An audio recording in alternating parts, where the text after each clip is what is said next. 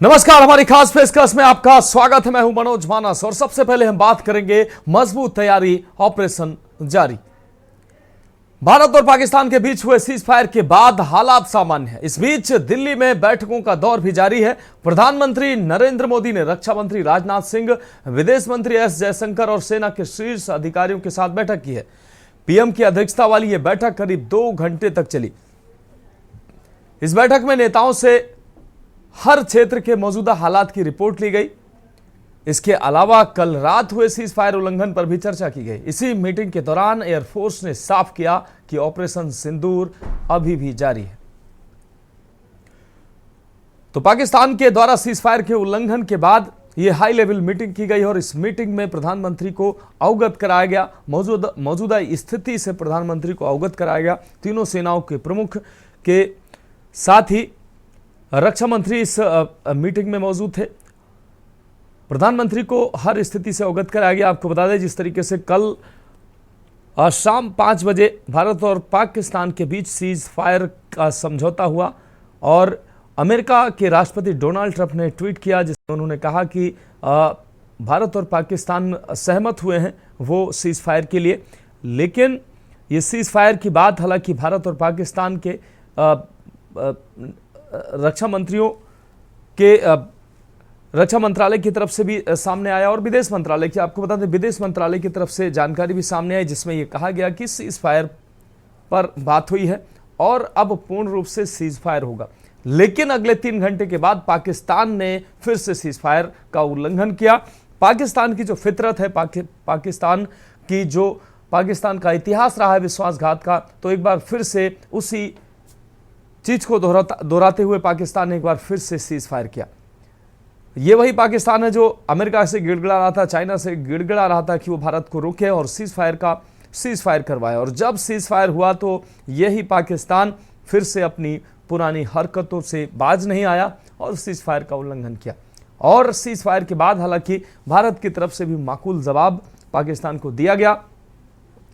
लेकिन अब cease fire के बाद के हालातों पर लगातार बैठकों का दौर दिल्ली में भी जारी है और कयास ये भी लगाए जा रहे हैं कि क्या आगे पाकिस्तान पर भरोसा करना ठीक है। कल डीजीएमओ लेवल की बैठक होगी दोनों देशों के बीच और उसमें जैसा कि सामने आ रहे हैं, भारत की अपनी कुछ शर्तें हो सकती हैं। उन शर्तों के आधार पर ही सीज फायर का समझौता होगा। अगर उन शर्तों को नहीं मानता है पाकिस्तान तो मुझे लगता है कि सीज फायर का समझौता है वो संभव नहीं है। तो भारत की शर्तों पर सीज फायर का समझौता होगा और प्रमुख जो शर्तें होंगी उनमें ये जरूर होंगी कि पाकिस्तान जो प्रायोजित आतंकवाद है उस पर लगाम लगाए। पाकिस्तान में भारत के जो मोस्ट वांटेड आतंकी पाकिस्तान में शरण लिए हुए हैं उनको पाकिस्तान भारत को सौंपे। इसके अलावा पीओके पर अब जो बात होगी वो पीओके पर बात होगी। तो ये महत्वपूर्ण बातें जो है भारत की तरफ से रखी जाएंगी और इन बातों पर ही अब आगे बातचीत होगी। इन्हीं के आधार पर आगे सीज फायर का समझौता होगा और सीज फायर का समझौता इन्हीं महत्वपूर्ण बिंदुओं पर मुझे लगता है कि टिका हुआ। ऐसे में पाकिस्तान की जो करतूत है उसको देखकर देश की जो आम जनता है उसके अंदर एक टीस जरूर है कि पाकिस्तान का अभी उचित इलाज नहीं हुआ, लेकिन फिर भी सीज फायर की बात कही जा रही है और अब कल देखना होगा कि पाकिस्तान जो भारत की शर्तें हैं वो पाकिस्तान मानता है या नहीं मानता है। और इस पर चर्चा के लिए हमारे साथ विशेष संवाददाता अखिलेश सिंह जी हमारे साथ जुड़ चुके हैं। अखिलेश जी, सीज फायर कल शाम 5 बजे लगभग सीज फायर की समझौते की बात सामने आई। उसके अगले ही 3 घंटे के बाद पाकिस्तान ने सीज फायर का उल्लंघन किया। कई ड्रोनों से पाकिस्तान ने भारतीय सीमाओं पर हमले का प्रयास किया, हालांकि वो हमले नाकाम हो गए। गोलीबारी की भी घटनाएं सामने आई। अब सीज फायर के उल्लंघन के बाद एमई के द्वारा बयान भी आया कि पाकिस्तान ने विश्वासघात किया है और अब उसके बाद की जो हालात बन रहे हैं उस पर लगातार दिल्ली में मीटिंगों का दौर जारी है। क्या कहेंगे आप? देखिए मनोज, भारत पाकिस्तान के बीच सैन्य तनाव को लेकर जो समझौता कल 5 बजे हुआ कि सीज फायर रहेगा और दोनों देशों के बीच कोई सैन्य कार्रवाई नहीं होगी, गोलाबारी नहीं होगी और एक दूसरे की सीमा क्षेत्र में घुसकर कोई भी कार्रवाई की जांच नहीं की जाएगी। 5 बजे भले ही ये समझौता हो गया हो और दोनों तरफ से इसका ऐलान कर दिया गया हो, लेकिन पाकिस्तान ने वही क्यों अपनाया जो पहले भी उसका एक रिवाज रहा है कि वो हर बार धोखा देता रहा है और धोखे से बार करता रहा हो। 5 बजे सीज फायर होता है और करीब 8 बजे के आसपास जैसे ही अंधेरा होता है और पाकिस्तान के तरफ से गोलाबारी नियंत्रण रेखा पर शुरू कर दी जाती है और गुजरात, राजस्थान और जम्मू कश्मीर जैसे कई इलाकों में ड्रोन भी पाकिस्तान उड़ाना शुरू कर देता है।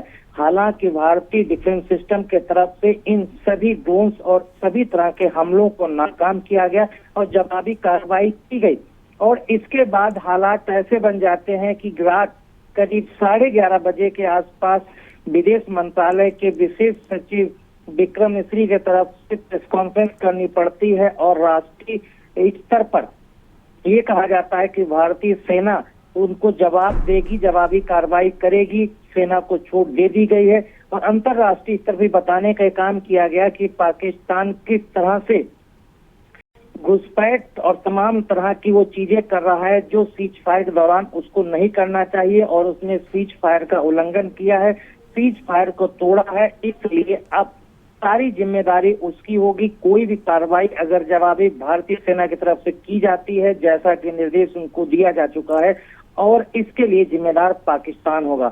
तो सवाल यही उठता है कि पाकिस्तान पर भरोसा कैसे किया जाए और जैसे ही पाकिस्तान पहले भी विश्वासघात करता रहा है, भरोसा तोड़ता रहा है, चाहे कारगिल का युद्ध रहा हो या उससे पहले के जो युद्ध हुए हैं सभी युद्धों में वही हालात रहे कि पाकिस्तान की तरफ से ये धोखा दिया गया और मुंहतोड़ जवाब भारतीय सेना की तरफ से लगातार दिया गया और पाकिस्तान को हार का सामना भी करना पड़ता है। और इस बार यही कि मुश्किल से 3 दिन की लड़ाई भी नहीं हो पाई थी, 3 दिन की भारतीय सेना की कार्रवाई भी नहीं हो पाई थी कि पाकिस्तान घुटनों को बल आ गया और पाकिस्तान के डीजीएमओ के तरफ से फोन करके भारतीय डीजीएमओ से कहा गया कि वो सीज फायर चाहता है, सैन्य कार्रवाई नहीं चाहता है, पाकिस्तान भारत के साथ कोई भी तनाव नहीं चाहता है, लेकिन फिर उसके 2-2.5 घंटे बाद वो करता है तो क्या कहा जाए पाकिस्तान को। इसलिए हाई लेवल की मीटिंग हुई, प्रधानमंत्री की अध्यक्षता में मीटिंग हुई।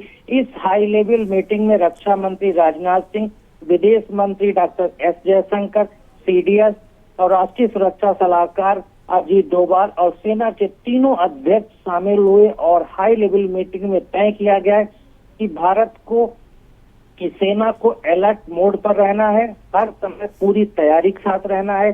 पाकिस्तान कभी भी धोखे से बार कर सकता है, इसलिए उसको फुल फ्लैश तैयारी के साथ मुंहतोड़ जवाब देने के लिए और पाकिस्तान की तरफ से जो भी कदम उठाया जाए उस पर जवाबी कार्रवाई। बिल्कुल अखिलेश जी, इस तमाम जानकारी के लिए अखिलेश जी आपका बहुत शुक्रिया। फिलहाल आप हमारे साथ बने रहिए, आगे भी हम आपसे अहम अपडेट लेंगे। तो प्रधानमंत्री के अध्यक्षता में हाई लेवल मीटिंग की गई है और मीटिंगों का दौर लगातार जारी है और अब हम बात करेंगे विशेष सत्र बुलाने की मांग।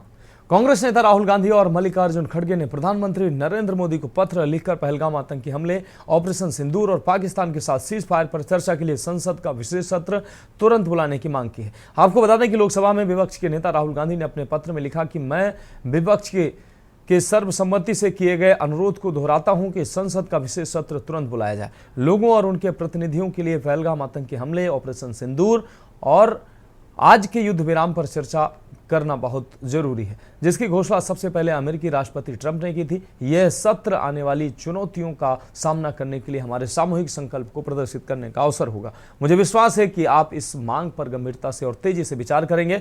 वहीं कांग्रेस के राष्ट्रीय अध्यक्ष मल्लिकार्जुन खड़गे ने 28 अप्रैल के अपने पत्र का जिक्र किया, जिसमें उन्होंने प्रधानमंत्री मोदी से पहलगाम आतंकी हमले पर चर्चा के लिए संसद का विशेष सत्र बुलाने का आग्रह किया था। खड़गे ने अपने पत्र में लिखा कि माननीय प्रधानमंत्री जी, कृपया याद करें कि मैंने राज्यसभा में विपक्ष के नेता के रूप में आपसे कहा था, मैंने 28 अप्रैल को लिखे पत्र के माध्यम से आपसे पहलगाम में हुए अमानवीय आतंकी हमले को देखते हुए संसद के दोनों सदनों का विशेष सत्र बुलाने का अनुरोध किया था। खड़गे ने इसके साथ ही कहा कि ताजा घटनाक्रमों के मद्देनजर लोकसभा में नेता प्रतिपक्ष ने आपको फिर से पत्र लिखकर सभी विपक्षी दलों के सर्वसम्मति अनुरोध से अवगत कराया है। उन्होंने संसद का विशेष सत्र बुलाने का आग्रह किया है, जिसमें पहलगाम आतंकी हमले, ऑपरेशन सिंदूर और पहले वाशिंगटन डीसी फिर बाद में भारत और पाकिस्तान की सरकारों की ओर से की गई युद्ध विराम की घोषणाओं पर चर्चा करने की बात कही गई है। राज्यसभा में विपक्ष के नेता के रूप में मैं इस अनुरोध के समर्थन में पत्र लिख रहा हूं। मुझे विश्वास है कि आप सहमत होंगे। तो संसद का विशेष सत्र बुलाने की मांग की गई है। राहुल गांधी और मल्लिकार्जुन खड़गे अब पत्र लिखकर प्रधानमंत्री मोदी को खत लिखकर उनसे मांग की है। और इस खबर पर चर्चा के लिए हमारे साथ विशेष संवाददाता अखिलेश सिंह जी लगातार जुड़े हुए हैं। अखिलेश सिंह जी, जिस तरीके से ऑपरेशन सिंदूर और अब सीज फायर के बाद अमेरिकी राष्ट्रपति के द्वारा ट्वीट किया गया, उसके बाद कहीं ना कहीं विपक्ष सवाल उठा रहा है और अब राहुल गांधी ने, मल्लिकार्जुन खड़गे ने संसद का विशेष सत्र बुलाने की मांग की है। क्या कहेंगे आप? देखिए, 24 घंटे के अंदर भारत पाकिस्तान के बीच बने तनाव का घटनाक्रम जिस तेजी के साथ बदला, उसी तेजी के साथ विपक्ष भी हैरान है कि भारत और पाकिस्तान के सीज फायर का जो समझौता हुआ, उस समझौते का ऐलान अमेरिकी राष्ट्रपति डोनाल्ड ट्रंप के तरफ से किया गया, उसके बाद भारत और पाकिस्तान के तरफ से किया गया।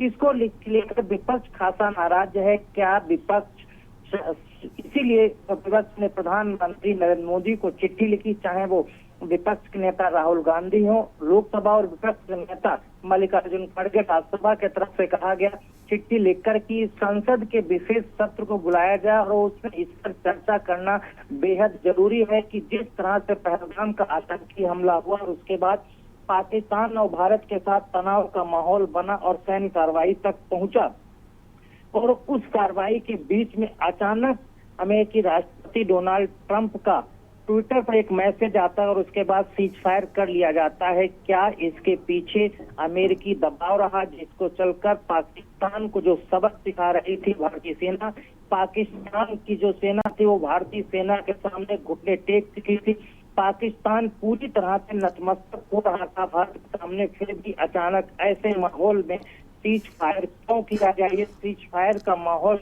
समय नहीं से 24 घंटे के अंदर तेजी के साथ घटनाक्रम बदल रहा था और भारतीय सेना जवाबी कार्रवाई में पाकिस्तान के बिल्कुल अखिलेश जी, जिस तरीके से राहुल गांधी और मल्लिकार्जुन खड़गे के द्वारा पत्र लिखा गया है, तो निश्चित रूप से सवाल जरूर विपक्ष की तरफ से अब उठाए जा रहे हैं, जिसके लिए विशेष सत्र की मांग की गई।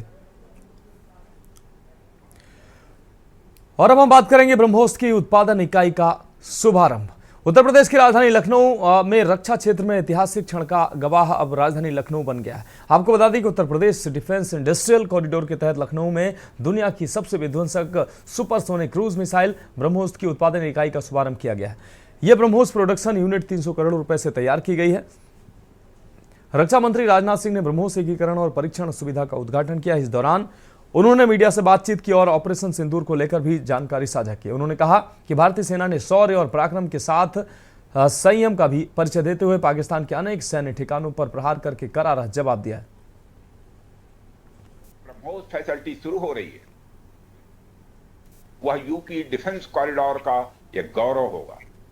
यह सिर्फ उत्तर प्रदेश का ही नहीं बल्कि देश का सबसे बड़ा post integration and testing facility centre है। यह रक्षा क्षेत्र में भारत की आत्मनिर्भरता के प्रयास को भी मजबूती प्रदान करेगा। साथियों, जहां तक ब्रह्मोस का प्रश्न है, तो आप सभी यह जानते हैं कि ब्रह्मोस दुनिया के सबसे तेज सुपरसोनिक क्रूज मिसाइल में से एक है। ब्रह्मोस सिर्फ एक हथियार नहीं है, बल्कि यह अपने आप में एक मैसेज है।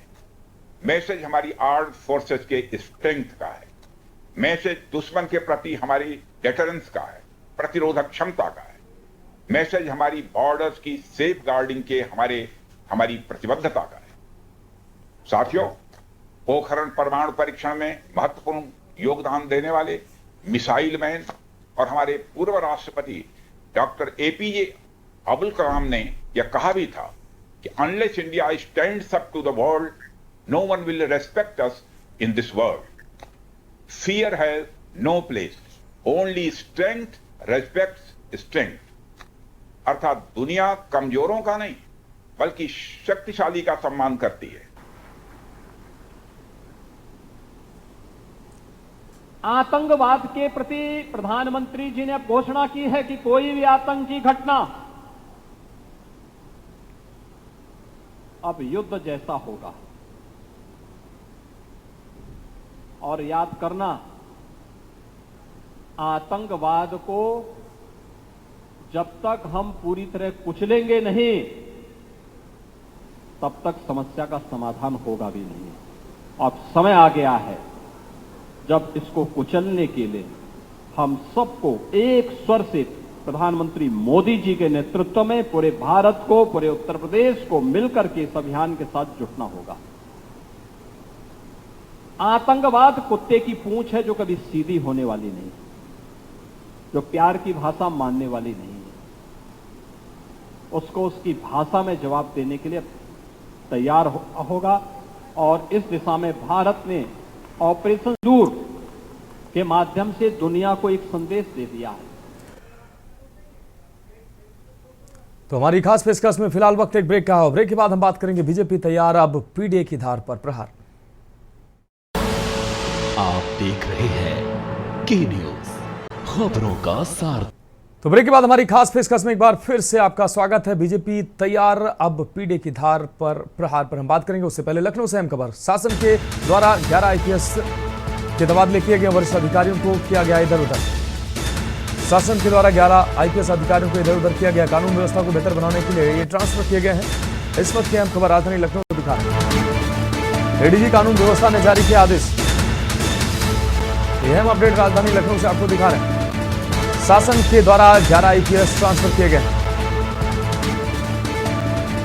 वरिष्ठ अधिकारियों को इधर से उधर किया गया है।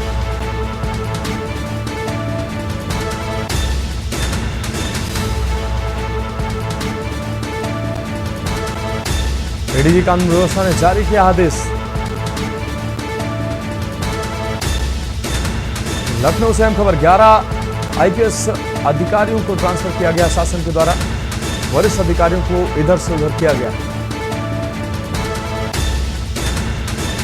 कानून व्यवस्था को बेहतर बनाने को ये ट्रांसफर किए गए।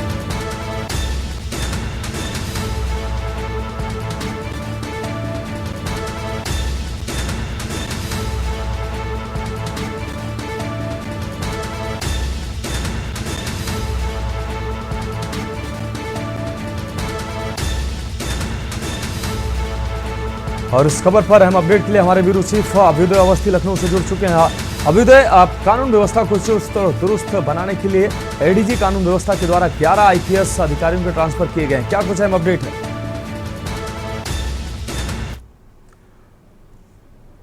हाल ही में प्रयागराज के पुलिस आयुक्त बनाए गए थे और इन्हें आईजी लखनऊ परिक्षेत्र बना दिया गया और इनकी जगह पर इनसे काफी जूनियर, जो 2001 बैच के थे, इनकी जगह पर इनसे काफी जूनियर 2007 बैच के जो आईपीएस हैं जोगिंदर कुमार, उनको कानपुर में वो आईजी थे, उनको यहाँ पर प्रयागराज के पुलिस कमिश्नर के रूप में तैनात कर दिया गया है।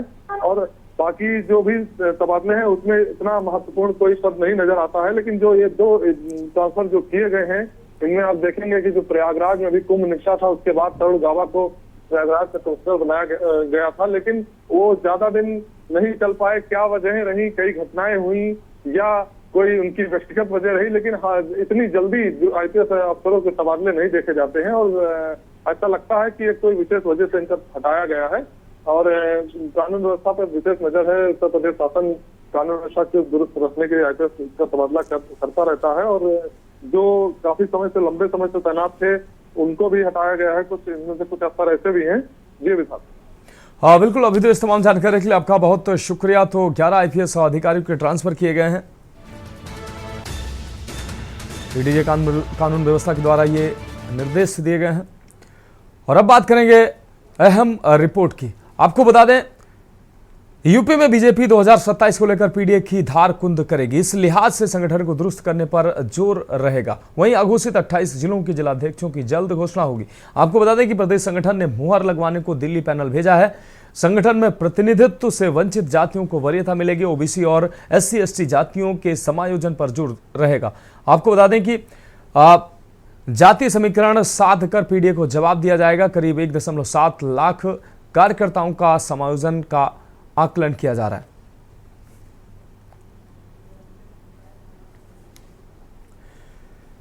और अब हम बात करेंगे मंदिर में घुसपैठ, नाकाम संदिग्धों की तलाश। जालंधर के सुंदरनगर से सटे 3 स्टार कॉलोनी में स्थित एक मंदिर में उस समय हड़कंप मच गया जब मंदिर के पुजारी ने 4 संदिग्ध लोगों को देखकर पुलिस को सूचना दी। पुजारी के अनुसार रात करीब 11 बजे मंदिर का दरवाजा खटखटाया गया। झांककर देखने पर उसने देखा कि 4 व्यक्ति फौजी वर्दी में हैं और बंदूकें टांगे हुए थे। इन लोगों ने पुजारी से पहले पानी और फिर खाना मांगा, लेकिन जब पुजारी ने खाना मंगवाने की बात कही तो वे दोनों मोटरसाइकिल पर सवार होकर खाली इलाके की ओर चले गए। पंडित ने तुरंत मंदिर कमेटी को सूचना दी, जिन्होंने मौके पर पहुंचकर पुलिस को जानकारी दी। पुलिस मौके पर पहुंची और अब CCTV फुटेज की जांच कर रही है। अधिकारियों ने बताया कि मामले की गंभीरता से लिया गया है और जांच जारी है।